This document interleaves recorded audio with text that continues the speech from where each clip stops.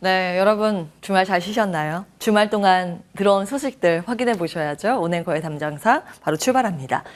자, 일정 변화가 있습니다. 이번 주부터 미국은요, 썸머타임 시작을 하면서 평소에 거래했던 시간, 오픈 시간도 마감 시간도 1시간씩 앞당겨집니다. 우리 시간으로 기준으로 봤을 때 미국 시장 여는 시간이 오후 11시 30분에서 10시 30분으로 당겨지고요. 마감 시간은 새벽 6시에서 5시로 앞당겨집니다. 거래하시는 분들 참고해 보시기 바라겠고요. 자, 미증시 보겠습니다. 3대 지수 전거래일에 모두 질주를 하면서 마무리가 됐습니다. 다 1% 넘는 상승으로 마무리가 됐고요. 특히 나스닥 지수는 2% 넘는 이 강세로 마무리가 됐습니다. 주 초에 미증시가 굉장히 약한 모습을 보였는데 주 중반에 이렇게 밀려갔다가 주 후반에 힘을 내면서 그 낙폭을 다 만회하고도 상승세를 더 시연을 해서요. 주간 단위로도 모두 강세 플러스 마감에 성공을 했습니다. 금리 공포 완화라는 한 가지 키워드가 증시를 끌어올렸습니다. 사실 3대 지수 출발 상황도 보셔도 강세로 다 출발을 했습니다. 여기에 힘을 보태준 건 애플과 메타의 강세였는데요. 두 종목은 개별 이슈로 상승세를 보내었습니다. 그 부분은 잠시 후에 특징주 정리할 때 같이 정리를 해드릴 거고요. 그 이후에 이 지수의 상승폭을 쭉쭉쭉쭉 올렸던 이슈는 지표였습니다. 이 금리가 낙폭을 확대하고 달러가 약세를 보이자 특히 이제 나스닥 지수가 가장 좋아하겠죠. 이 지수가 기술주 중심 그리고 AI 테마의 강세로 인해서 가장 큰 폭의 상승세를 시연했습니다. 이때 발표된 지표는 요 ISM 서비스업 요거였는데 서비스업이 이제 확장 국면을 나타내면서 예상보다 높은 수치를 발표했습니다만 이때 같이 발표된 세부 지표인 물가지수가요 이번에 좀 둔화한 것으로 발표가 됐습니다. 그러자 시장 금리에 대한 압박 요인이 줄어든 모습이었고 연준의 통화정책 보고서 발표가 있었는데 50bp 인상을 하는 것 그 이상 더 강하게 긴축을 하는 것에 이제 부정적인 살짝 매파에서 조금은 비둘기에 한 발 걸친 그런 정도의 수준으로 해석이 되면서 이제 금리가 낙폭을 빠르게 확대한 모습이 드라마틱하게 나타났습니다. 그리고 라팔 보스틱 총재의 발언이 이틀 동안 더 비둘기파적인 이런 내용들이 추가되면서 그 힘을 받았습니다. 특히 10년물 국채금리가 지난번에 4% 넘게 급등하면서 이 정도면 이제 공포 수준 아닌가 이렇게 해석이 많이 됐었는데 이 낙폭을 확대하면서 이날 4% 아래로 떨어졌습니다. 그러자 특히 이제 밈주식 성격을 가지고 있는 AI, 메타버스 테마가 동반해서 질주하는 모습이 인상적이었습니다. 다만 여기에 다시 파월 경계라고 제목에 달아봤는데 이번 주는 파월 의장의 입에 전 세계 이목이 집중될 것으로 예상이 됩니다. 왜냐하면 다음 주부터는 이제 연준 위원들이 통화정책 관련해서 발언을 할 수 없게 되거든요. FOMC 들어가기 전에는 블랙아웃 기간이라고 발언을 할 수 없는 영향을 미칠 만한 단어들이 나올 수 없는 그런 기간이 있는데 그 다음 주부터 시작입니다. 그러면 그 전에 이제 거의 마지막으로 힌트를 얻을 수 있는 게 파월 의장의 청문회 발언이 아닐까 이렇게 주목이 되는데 화요일에는 상원에 그리고 수요일에는 하원에 청문회 일정이 있습니다. 지난번에 파월 의장이 디스인플레이션이라고 하면서 시장이 막 환호했었잖아요. 그런데 지난번에 한지원 연구원이 나와 출연을 해서 이런 이야기를 했습니다. 이거 지금 디스인플레이션이 아니라 디스이즈 인플레이션이다. 이 인플레이션 물가지표가 점점 꺾이는 게 아니라 지금 물가가 계속 높은 수준을 유지하고 있는 걸 목격을 하는 그런 수준밖에 안 된다. 이렇게 이야기를 했습니다. 그래서 3월 FOMC 때 점도표가 나오기 전까지 시장은 불확실성에 대한 움츠리는 흐름이 나올 가능성이 있다라는 언급을 했는데 이 내용, 그래서 그 힌트를 얻으려는 그 집중도가 올라갈 것 같습니다. 같이 참고해 보시기 바라겠습니다. 특징주 쭉 정리해봤는데요. 사실은 이날 하락한 종목 찾기가 어려울 정도의 강세장이었습니다. 애플이 3.5%나 급등했습니다. 시가총액이 굉장히 큰 기업인데 3% 이상 급등을 한 거면 정말 이제 많이 뛰었다고 볼 수 있겠죠. 지난번에 워런 버핏이 이끄는 버크셔 해서웨이 마지막 그 지분 구조 변동에 대해서 공시했을 때 애플 주식을 좀 더 샀는데 어떤 의미일까 참 궁금해집니다. 계속 이제 애플에 대해서 긍정평가가 나오고 있는 것도 사실이거든요. 그때 이제 버크셔 해서웨이는 TSMC 팔고 애플 주식을 또 추가 매수를 하고 그런 흐름이었는데 모건 스탠리에서는 미증시 최선호 종목이 애플이라고 꼽기도 했습니다. 사실 이때 애플 공장 가동이나 판매량 데이터는 그렇게 긍정적인 수치가 나오진 않았거든요. 그런데 여기 목표 주가를 오히려 이제 상향 조정하면서 애플 이제 괜찮나? 역시 믿을 건 애플인가? 이런 심리가 좀 작용을 했습니다. 그래서 이제 애플 밸류 체인이 같이 강세 흐름을 보이는 모습이 인상적이었고요. AI 테마에 불을 지핀 건 바클레이즈의 보고서였습니다. 일단 AI에 대해서 긍정평가를 했고 최선호 종목으로 메타 플랫폼스를 거론했습니다. 아무래도 이 생성형 AI는 앞으로 많이 쓰이게 될 텐데 이 일반 소비자들이 사용을 하게 되면 SNS와 접목할 가능성이 높고 그렇다면 SNS 사업자, 고객들을 많이 확보하고 있는 기업이 유리하지 않을까. 메타가 만약에 생성 AI 시장에 뛰어든다면 정말 잘할 것이다. 이런 평가를 내놨습니다. 그리고 그 보고서에 같이 그 수혜주로 언급된 기업들을 여기에다 같이 기입을 해봤거든요. 중국의 바이두 등의 이 플랫폼 기업들도 지금 AI에 뛰어든다고 발표를 하고 있죠. 중국 기업과 같이 커버를 하면서 올렸습니다. 함께 참고해 보시기 바라겠고요.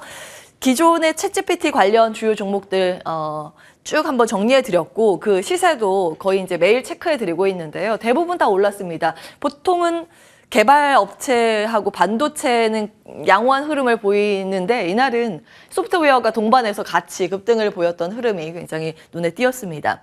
반도체도 전반적으로 좋았습니다. 소부장 단 다 모두 오르는 모습이었고요. 전기차 관련 기업에 대한 그 기대 심리가 좀 올라가는 내용들이 몇 개 있었습니다.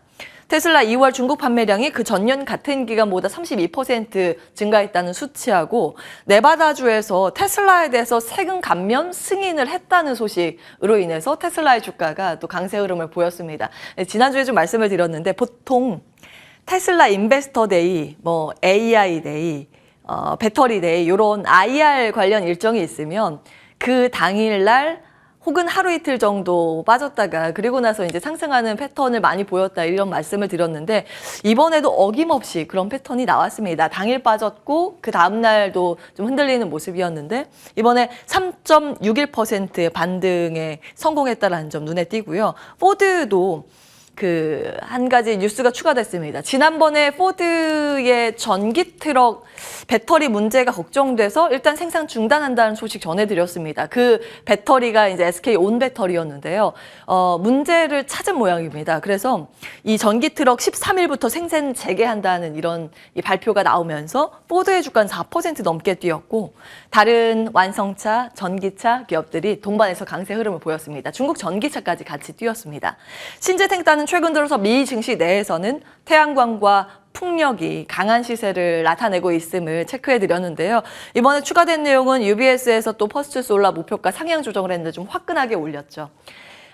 근거는 보조금 잘 타고 실적 좋아질 것이다 이거였습니다. 미국의 IRA에 대해서 수혜 기대감을 퍼스트 솔라를 꼽고 있는데 태양광 기업이죠. 그런데 다른 태양광 기업들 양호한 흐름이 계속 나오고 퍼스트 솔라는 52주 신고가 연휴 경신입니다. 그리고 따라붙는 쪽이 또 풍력 관련 기업들도 여기에서 막 신고가가 나오는 태양광처럼 그런 강세는 아니지만 그래도 이 퍼스트 솔라 신고가 영역 가기 전부터 계속해서 풍력 관련주도 저점 대비 많이 올라오고 있고 추세상으로 턴하는 움직임이 나타나고 있음을 확인해 보실 수 있습니다.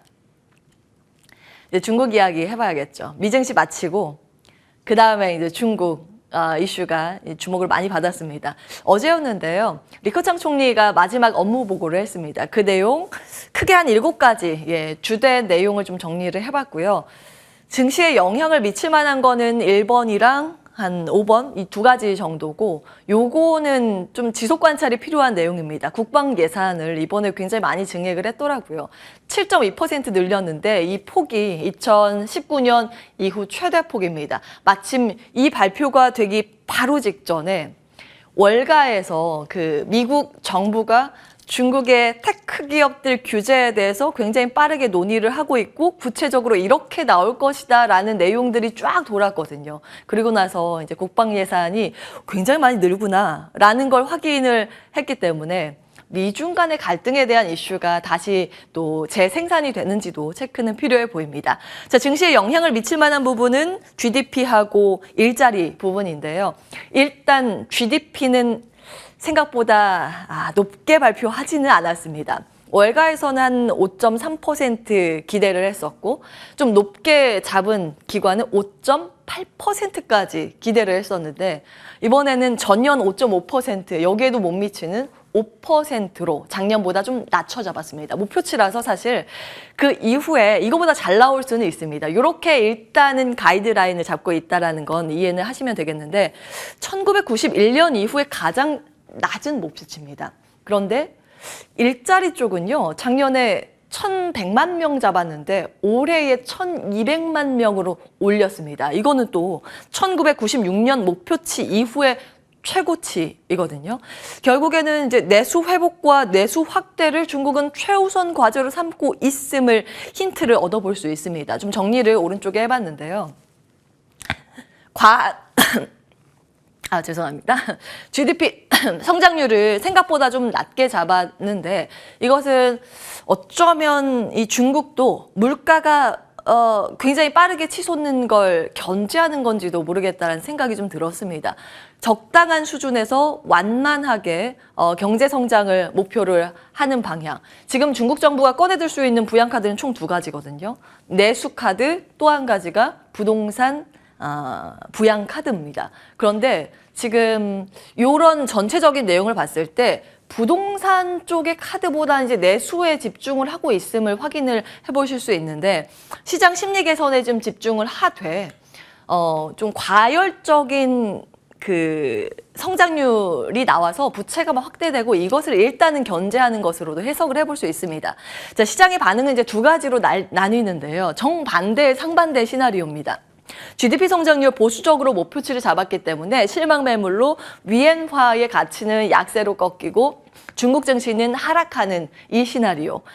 그런데 이렇게 된다 그러면 원자재 가격의 상방 압박은 좀 줄어들겠죠. 이 경제 성장률이 너무 화끈하게 올라가면 인플레이션을 자극할 수 있는 원자재 가격들이 같이 올라가고 수요가 늘어나니까 그렇게 될 수 있는데 그거는 좀 약화될 가능성이 있다라고 이렇게 시나리오가 나오고 있습니다. 그리고 정반대의 또 시나리오인데 어쨌든 요거 보수적으로 했지만 성장에는 방점을 찍었고 소비는 계속 진작을 시킬 계획이 있다. 여기에 주목을 한다면 위엔화는 다시 강세로 보이겠고 그렇게 되면 좀 중국 증시가 상승 가능성이 있다라고 이야기가 됩니다. 근데 이거는 또 반대급부죠. 원자재 가격 상승 요인, 이제 물가에 대한 우려를 할 만한 요인이 같이 상존을 합니다. 오늘 시장의 반응이 중요할 것 같습니다.